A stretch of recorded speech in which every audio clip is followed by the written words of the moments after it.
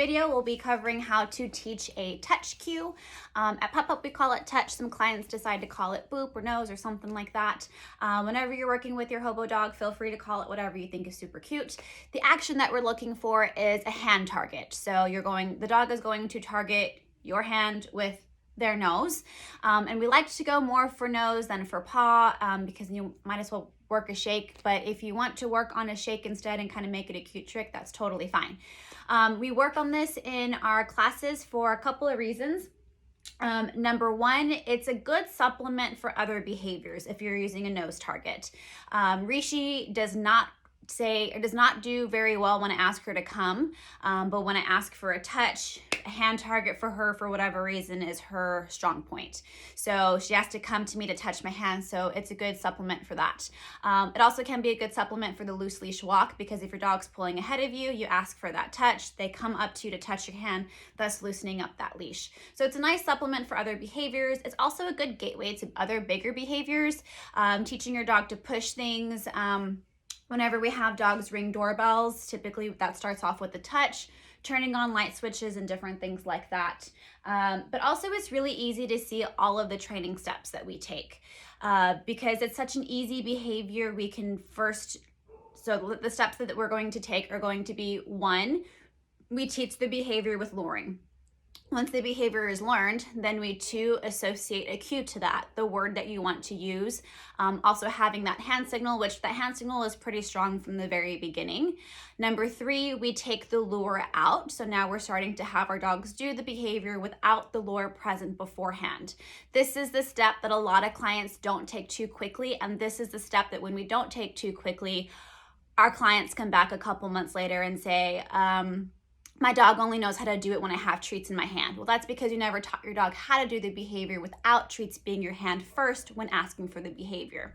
And then we're going to generalize that behavior. So I'll kind of explain what all of those different things mean in my demo.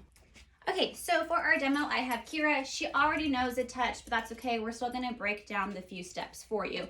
So the first thing that we're going to do is teach our dog the behavior via the lure. So to lure this, you're going to have a treat, and I stick it in between any of your fingers. It doesn't really matter. I typically choose that first finger right there. And you're going to present the treat just a few inches from your dog's nose. Because there is a treat in your hand, most likely your dog is going to reach for the treat. The moment that you feel the wetness of their nose, you mark with your marker word yes, and then release your treat to your dog.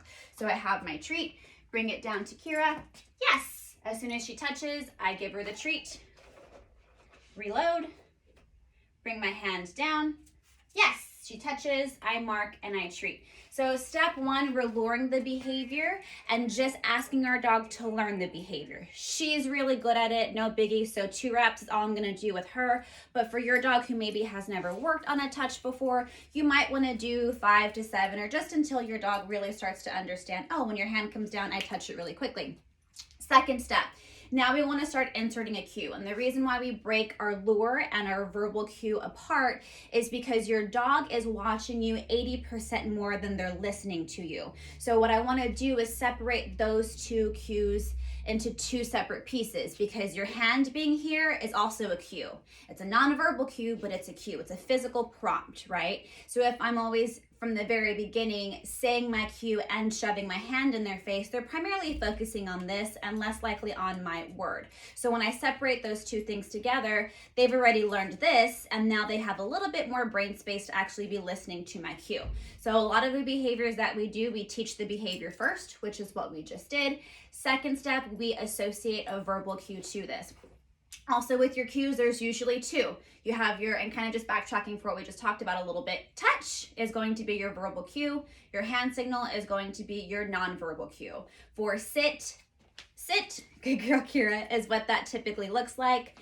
Down, good girl Kira, is what that typically looks like as well. So usually you have 2 cues, your verbal ask and then your nonverbal hand gesture. Hand gestures are always going to speak a little bit louder to your dogs, even though it's not actually something that they're listening to, because the primary mode of dog communication is through body language, okay? So say this is your dog, you've been doing this, you've been luring that. Now let's go ahead and start inserting your verbal cue. You're still going to be using a lure, so you're still going to have a treat in the middle of your hands. As soon as your hand comes down, you're going to be giving your verbal cue. So what that looks like, come here, girl, touch, yes. As soon as she touches it, we still mark the moment, we still treat. One more time, cookie in the hand, touch, yes. She does it really well. So once again, Kira's worked on this before, so learning the behavior, learning the cue is not a big deal. You might still want to work on that for a few reps before moving on to the third step. The third step is, like I said earlier, if we don't take this step soon enough, this is why your clients come back to you and they say, my dog doesn't know how to do this unless I have treats in my hand. Well, that's because this was always part of how I asked my dog for the position or for the behavior. So now what we want to do is wean off of the part before the cue. All right, so now what we're going to do is empty hand, really close to the dog's nose, touch, yes, then reach in and treat. Once again, real close to the dog's nose. So you're not making it big and different just yet because of the fact that you lost the treat in your hand, but because you've done this so many times, your dog kind of anticipates that there's already a cookie in there. Touch, yes. All right, so that's step 3, teaching that step without the food being present before the behavior. There is still food, it just comes after you mark and treated from the behavior. All right, then the 4th step is going to be generalization. Teaching my dog that touch means the same thing no matter where we are, who's around, what's going on. So usually that means that we're working in different environments, different times of the day, before meals, after meals.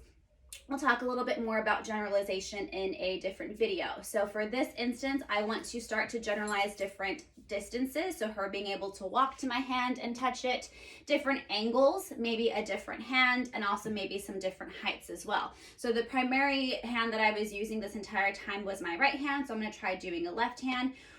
Kira is really good at this, so I can probably ask for lots of different angles very quickly. So I'm going to demo a couple of those different things, but for your dog who's just learning this behavior for the first time and generalizing for the first time, give your dogs easy generalizations first. Kira, touch.